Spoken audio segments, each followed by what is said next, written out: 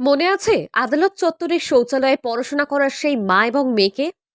খবর ভাইরাল হতেই এবার মেয়ের পড়াশোনার দায়িত্ব নিল সামাজিক সংগঠন। নদিয়ার রানাঘাট আদালত চত্বরে রয়েছে পুরসভার শৌচালয়।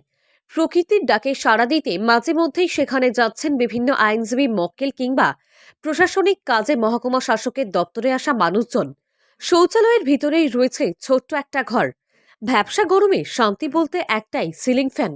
মেয়েকে পাশে বসিয়ে বইয়ের ছাপা অক্ষরে আঙুল রেখে মা পড়াচ্ছেন। শৌচালয়ের ওই ঘর যেন এখন হয়ে উঠেছে বছর দশের সোহানের সাহের নিচের পাঠশালা।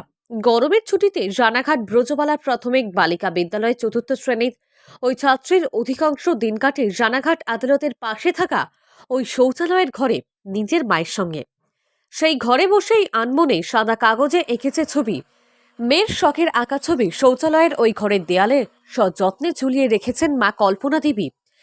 এবার সেই ছোট্ট মেয়ের পড়াশোনার দায়িত্ব নিল রানাঘাট সিটিজেন ফোরাম। সত্যি কথা বলতে মনে হচ্ছে যে স্বপ্ন দেখছি, এটা সত্যি ভাবতেই পারছি না।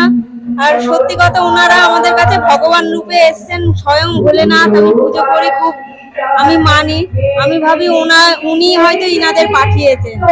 আমার খুব খুশি, আমি খুব খুশি যে আমার মেয়ে এত বড় একটা হেল্প পাচ্ছে আর নিজের পায়ে দাঁড়ানোর সুযোগ সুবিধা পাচ্ছে।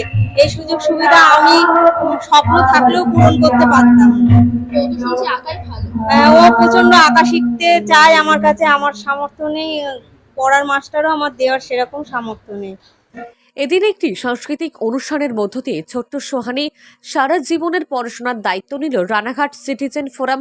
সোহানির পড়াশোনার জন্য তার হাতে তুলে দেওয়া হলো শিক্ষা সামগ্রী।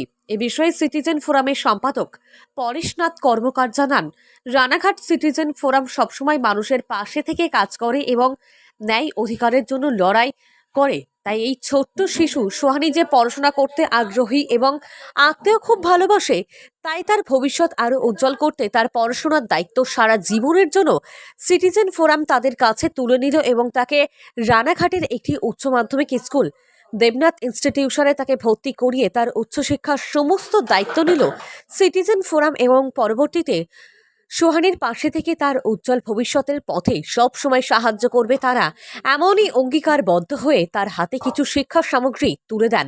রানাঘাটের নাগরিকদের অন্যতম সংস্থা সিটিজেন ফোরাম বিভিন্ন সময় আমরা বিভিন্ন অধিকার আন্দোলনে থাকি। তার মধ্যে আজকে আমাদের সাংস্কৃতিক কর্মসূচি ছিল। প্রধানত রবীন্দ্র নজরুল উদযাপনকে কেন্দ্র করে রানাঘাটের একটি দুস্থ বালিকা, যার পড়াশোনার প্রতি অনেক আগ্রহ আছে, তার পড়াশোনার আজীবন সাহায্য করার জন্য, তার পাশে দাঁড়ানোর জন্য আমরা সোহানি নামে মেয়েটির হাতে কিছু শিক্ষা সামগ্রী তুলে দিলাম।